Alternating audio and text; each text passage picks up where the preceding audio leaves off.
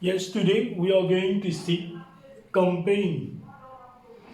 First, we are going to see the meaning of a campaign, types of sales, debentures, interim dividend and proposed annual dividend, statement of changes in equity. So, what is a campaign?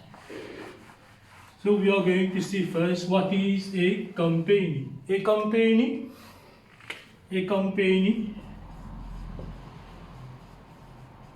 is an association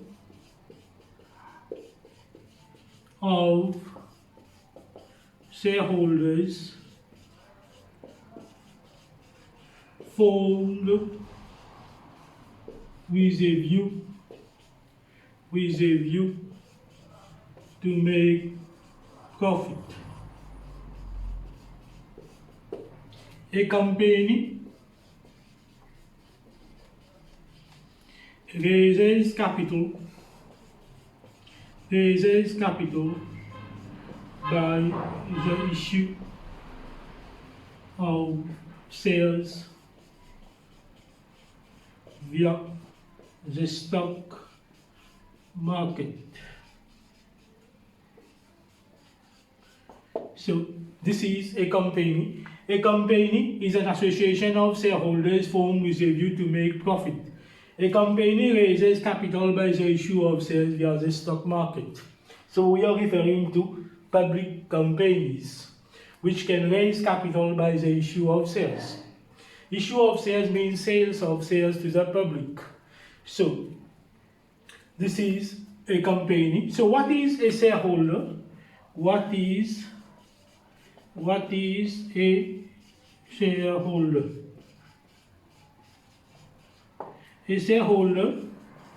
A shareholder is someone who has purchased shares in a company business.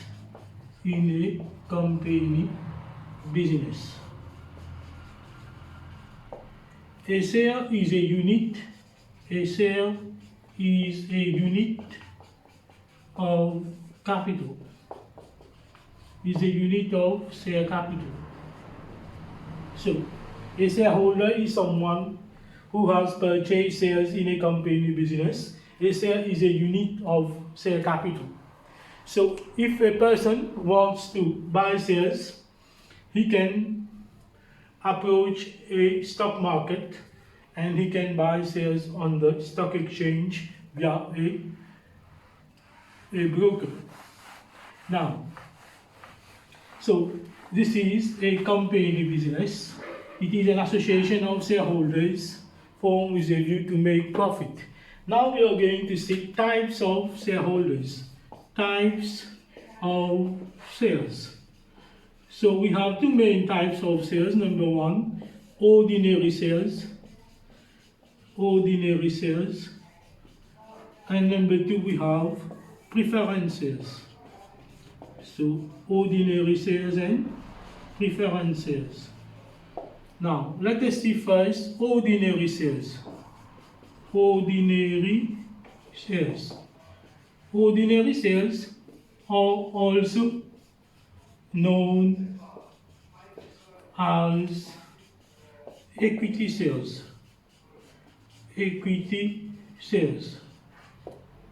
Okay. A person who buys ordinary shares becomes an ordinary shareholder. So ordinary shares are also known as equity shares. A person buys shares in a company in order to benefit from dividend. So ordinary shareholders will get dividend depending on the level of profit. If the level of profit is high, a high dividend will be paid to ordinary shareholders. If the level of profit is low, a low dividend will be paid to ordinary shareholders. If there is no profit, no dividend will be paid to ordinary shareholders. Ordinary shareholders are owners of the company. They have voting rights in the company. and they play an active role in the day-to-day running of the business.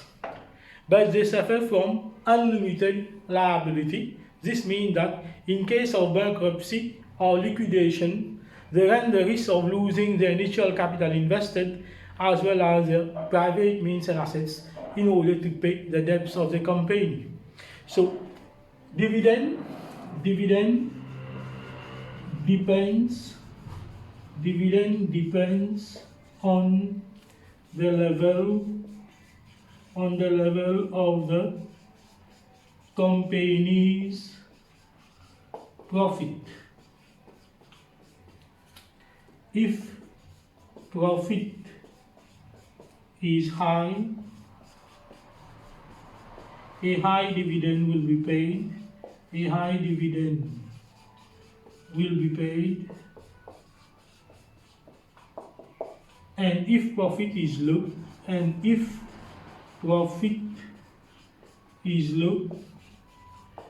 low dividend will be paid. A low dividend will be paid. If no profit is left, no dividend will be paid. No dividend will be paid. So, dividend for ordinary shareholders depends on the level of profit. If the company is making higher profit, a higher dividend will be paid. If profit is low, a low dividend will be paid. In case there is no profit left, so no dividend will be paid. So this is ordinary shares are also known as equity shares. Dividend depends on the level of the company's profit. If profit is high, a high dividend will be paid. And if profit is low, a low dividend will be paid. If no profit is left, no dividend will be paid. And ordinary shareholders are owners of the company. They have voting rights in the company. So, ordinary shareholders play an active role in the management of the company business. Ordinary shareholders or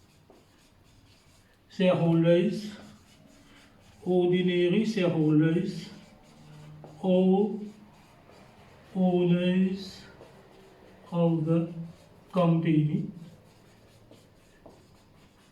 and they have voting rights in case of general annual election. So, ordinary shareholders play an active role in the management of the company business.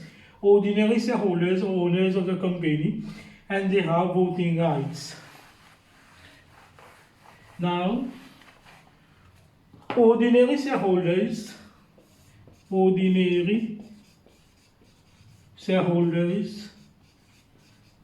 have unlimited liability. This means in case of bankruptcy or liquidation,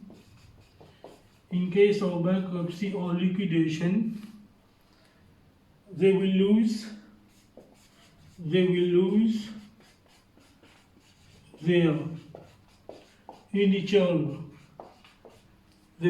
their initial capital invested. They will lose their initial capital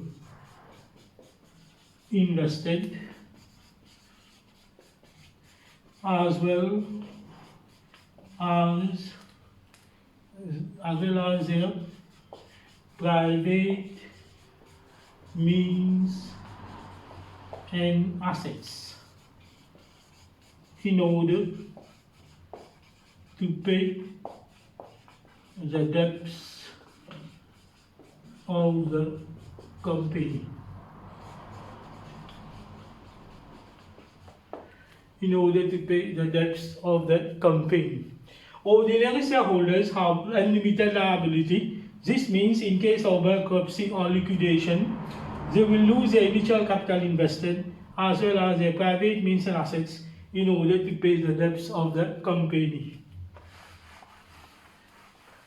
Since they are owners of the company, they will get dividend loss. So ordinary shareholders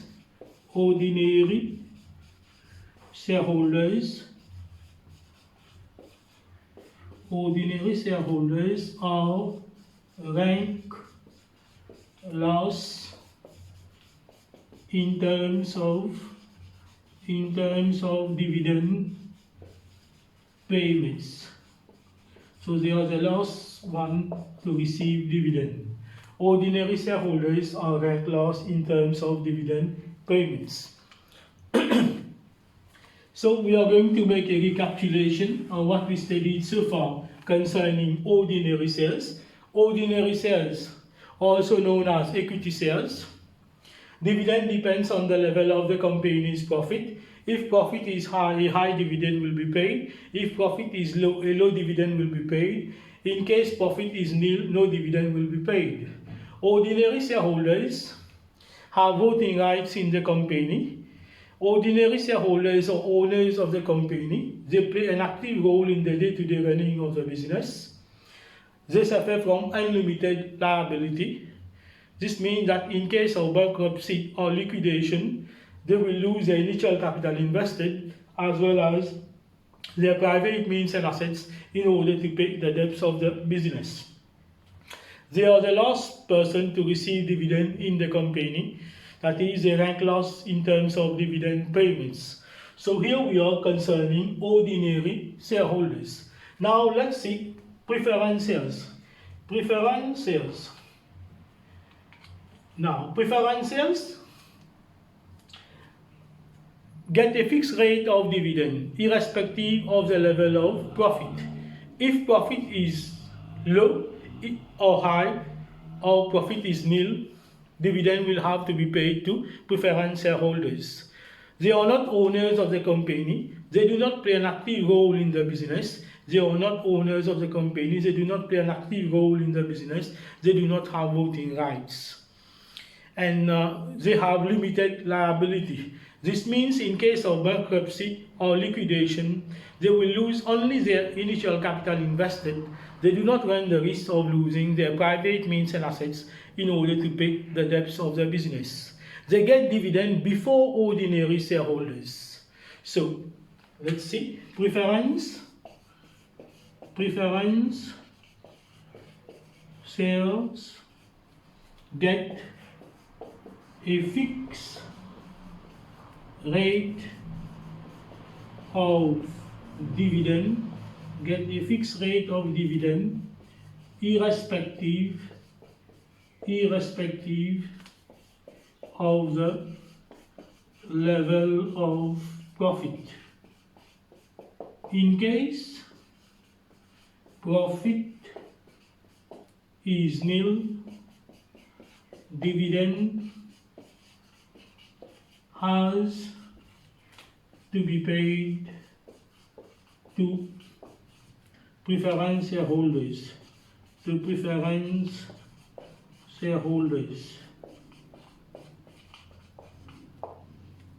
Dividend have to be paid to preference shareholders. So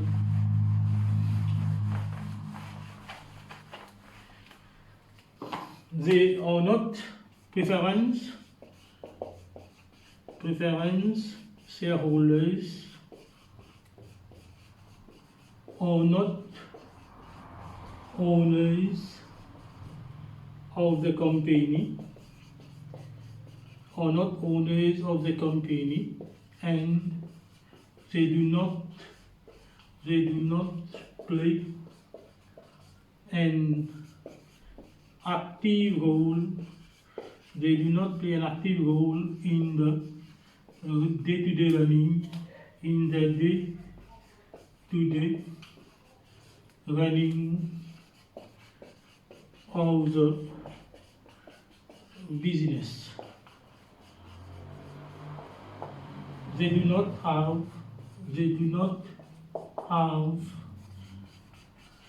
voting rights. So they have limited liability. They have limited liability. So they have limited liability.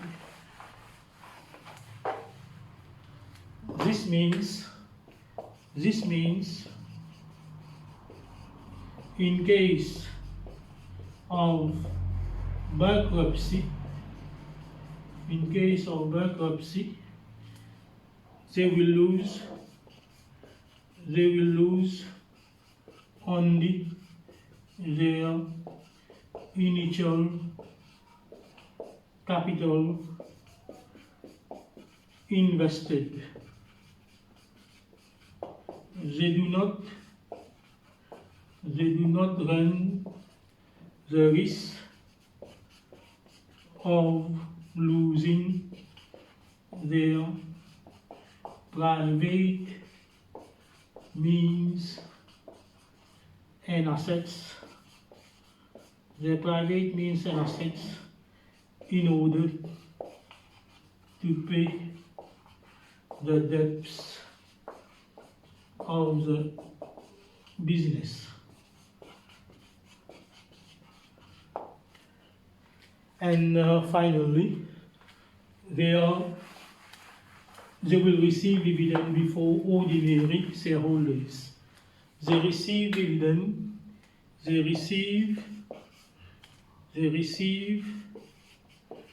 dividend before ordinary shareholders. So here we are, so far concerning preference shares. So we are going to make a recapitulation. Preference shareholders get a fixed rate of dividend irrespective of the level of the company's profit. If profit is nil, no dividend will have to be paid to preference shareholders. They are not owners of the company. They do not play an active role in the day-to-day management of the business. They do not have voting rights. They have limited liability. This means that in case of bankruptcy or liquidation, they will lose only their initial capital invested. They do not run the risk of losing their private means and assets. So here we are, so far concerning ordinary shares and preference shares. Now we are going to see debentures. Debentures are long-term loan to the company. Debenture holders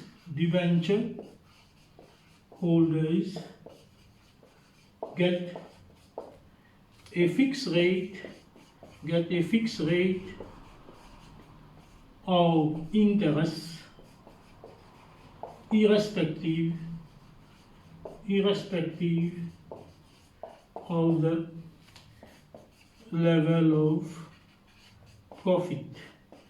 irrespective of the level of profit. Even if profit is nil,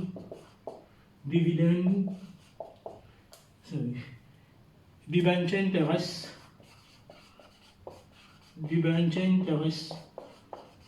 must be paid.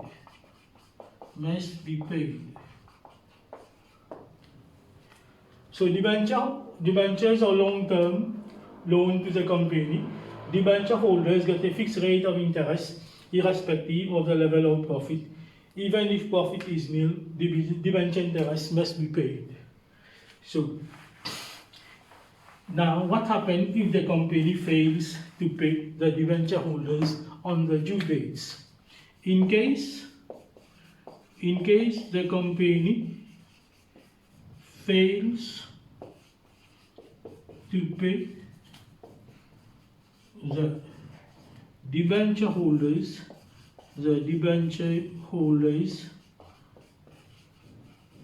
on the due dates,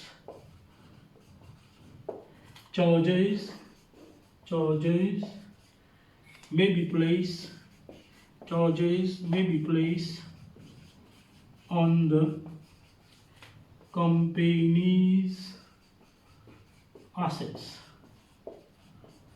It can be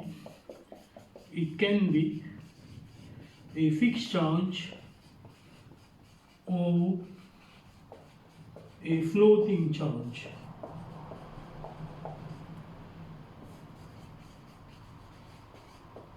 So, in case the company fails to pay the debenture holders on the due dates, charges may be placed on the company's assets.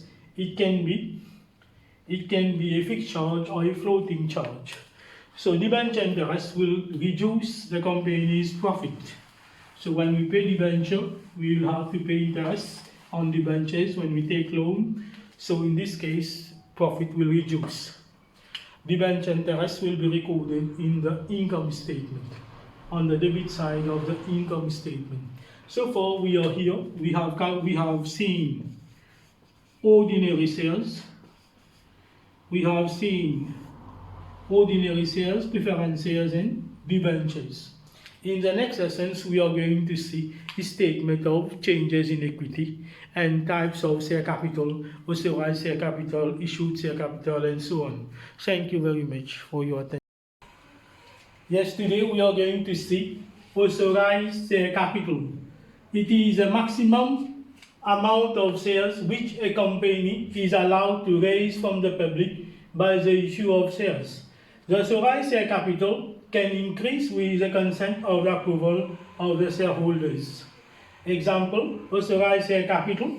A company can issue 500,000 ordinary shares of $1 each, and it can issue 200,000 of preference shares of $0.5 each. So, authorized share capital, it is a maximum amount of shares which a company can raise from the public by the issue of shares. Maximum amount of shares which a company can raise from the public. So this authorized share capital can increase with the consent of the shareholders. Issued share capital. It is the number of shares actually issued on the market for sales. So part of the authorized capital is issued on the market for sales. Issued share capital can equal to authorized share capital, but it can never exceed the latter. For example, the company is allowed to raise 500,000 ordinary shares from the public, so it can issue only 300,000 ordinary shares as issued capital on the market. Here, 200,000 preference shares, it can issue only 50,000 preference shares on the market. So, the amount of share capital shares issued on the market for sale is known as issued share capital, and this one, the total, is known as authorized share capital. So, we are going to see this again when we are going to prepare the statement of changes in equity and so on. For the time being, just remember, authorized share capital is a maximum amount of shares which a company is allowed to raise from the public by the issue of shares. Issued capital is a number of shares actually issued on the market for sale. Now we are going to see types of reserves. You have revenue reserve and capital reserves. Revenue reserve arises from the trading activities of the business. So profit that we obtain, part of the profit can be kept in the reserve, which is known as revenue reserve. It is a reserve which is created out of the appropriation account balance, or what we call statement of changes in equity. In this case, the appropriation account will be debited and the revenue reserve account will be credited. So profit will reduce, we will take out from profit. Some of the profit will be kept aside, and this reserve is known as revenue reserve. It can be used to pay dividend to shareholders. Normally, revenue reserve is created in order to pay dividend to shareholders when the company falls short of profit. In case there is no profit left, so the company can withdraw from the revenue reserve to pay dividend to shareholders. Example of revenue reserve are general reserve, profit for the year, foreign exchange reserve, retained profit. Now, capital reserve. Capital reserve is not created from the trading activities of the business, that is, it is not obtained, it is not created out of profit. It cannot be used to pay dividend to shareholders. This reserve is created by the issue of shares, revaluation of assets, and so on. Example of capital reserve are share premium account balance, revaluation reserve, and capital redemption reserve. This reserve, capital reserve, can be used to finance bonus shares, to finance bonus shares. This reserve can be used to finance bonus shares. Okay, it cannot be used to pay dividend to shareholders. So here we are so far concerning types of reserves, revenue reserve and capital reserve, which is very important. So here we are. Now we are going to see issue of shares. Issue of shares means issue of shares means the sale of shares.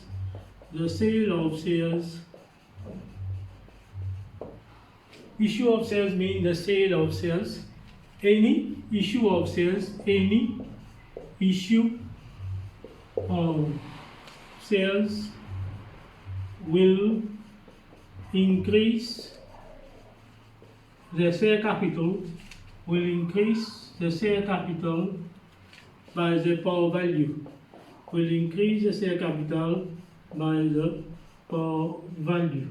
So any issue of shares will increase the share capital. Share capital has a credit balance. So if you are issuing more shares, then therefore we have to credit the capital account.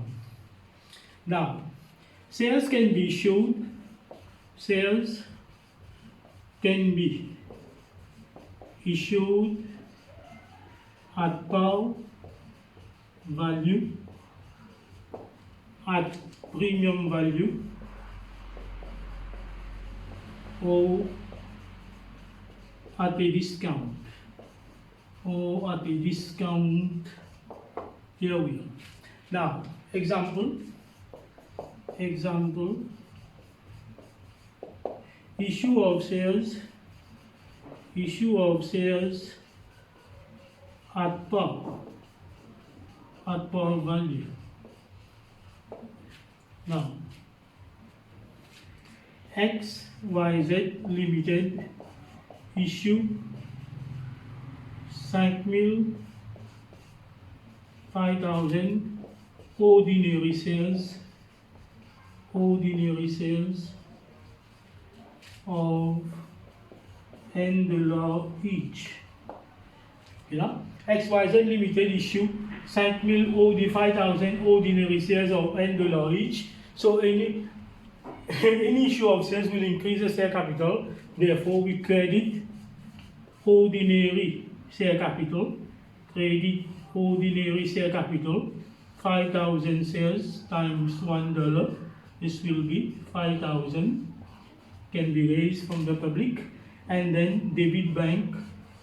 When we are issuing shares, we are getting money. 5,000 times $1. This will give us 5,000. Issue of shares at par. The par value is $1. This is the par value, $1. Now, issue of shares at premium. Shares can be issued at premium.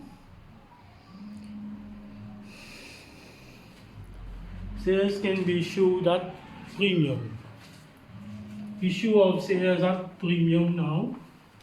So, in excess of the par value, issue of shares at premium.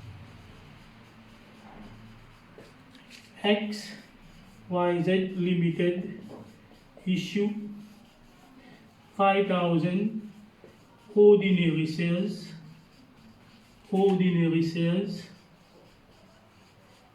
of $1 each at a price of $5.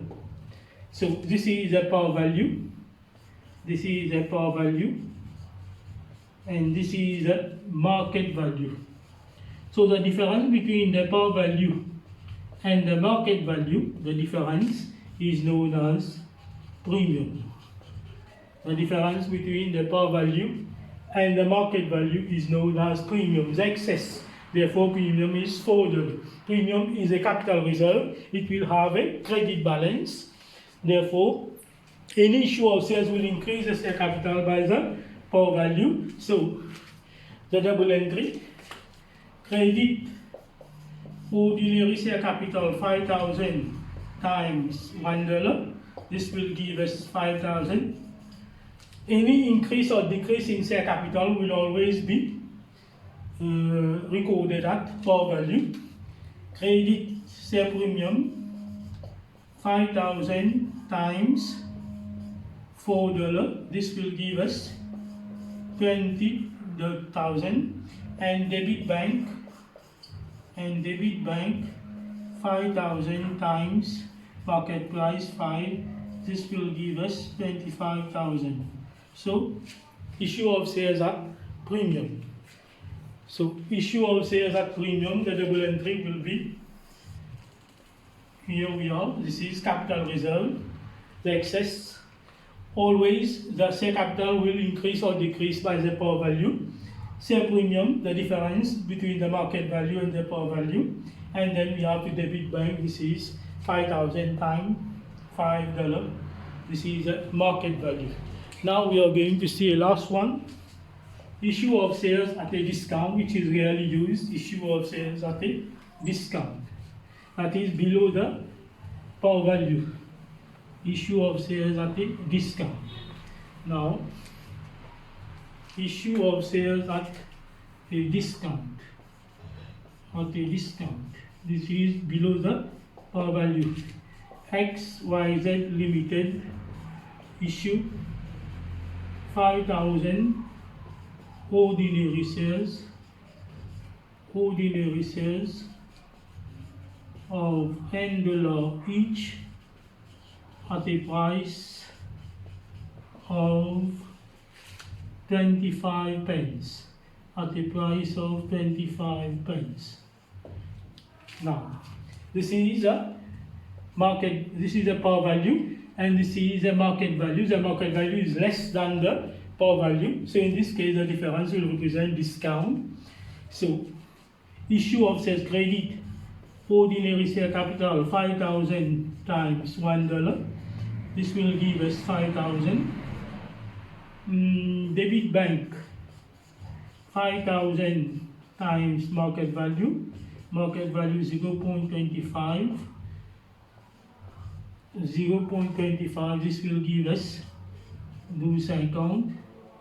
And then we have to debit discount and issue account. Discount on issue account 5,000 shares times 0.75. Issue of shares discount, this will give us 3,750. So debit bank by the market value 0.525 and debit discount on issue by 0.75. So here we also for concerning issue of shares at premium, issue of shares at par, and issue of shares at a discount. Thank you very much. Now we are going to see the statement of changes in equity, or statement of changes in equity. Formerly, it was known as profit and loss appropriation account of a company business. One of the drawbacks of the appropriation account is it does not show total shareholders' fund. it indicates only the retained profit. The statement of changes in equity enable a company to calculate total shareholders' fund. It takes into account both share capital and reserves. Now we will see a format of the statement of changes in equity, and then we will do a work example. So this is a format of a statement of changes in equity. So we have one column for date, and then share capital followed by by capital reserve, share premium and revaluation reserve. Then we have revenue reserve, and then total. Share capital plus reserve is equal to shareholders fund. So the balance will be given in the question. You just have to copy share capital, share premium, revaluation reserve, general reserve, retained profit, and then we get the total. Profit, this profit, the net profit, we have to deduct interest on debentures, in case interest on loan. So we have to put it in this column, retained profit, then the total. New issue is an issue of shares at par at premium. This is at par, no premium. So we put it here, credit share capital, and then in the total, issue of shares at premium in both columns. At par in the first column, at premium in the second column, then the total. Transfer to general reserve in the column of general reserve. Then we have to take out from the withdraw from retained profit to put in general reserve. Revaluation reserve, we have to include in the revaluation reserve column. Then we get the total. Interim dividend paid, we will pay dividend out of retained profit, and then we have to deduct from the total. Previous year's dividend, in some cases previous year's dividend have not yet been paid, so we have to pay, then we record in the, and this one we have to add all these: share capital, share premium, revaluation reserve, general reserve, retained profit, total. This total is known as, this total, share capital plus reserve, this total is known as shareholders fund. So you have to check when you add here, and then we add the total. This is equal to the total shareholders fund. So this is a format for the statement of changes in equity. Then we will see a work example on this using this format. Thank you very much. And there may be other column as well depending on the question. If there are other reserve, foreign exchange reserve, there are other reserve, then we have to add. So if there is only in the question share premium and revaluation reserve, no need to add general reserve. We have to eliminate this column. Then we have to use only retained profit and total. It depends on the question, but this is a general format of statement of changes in equity.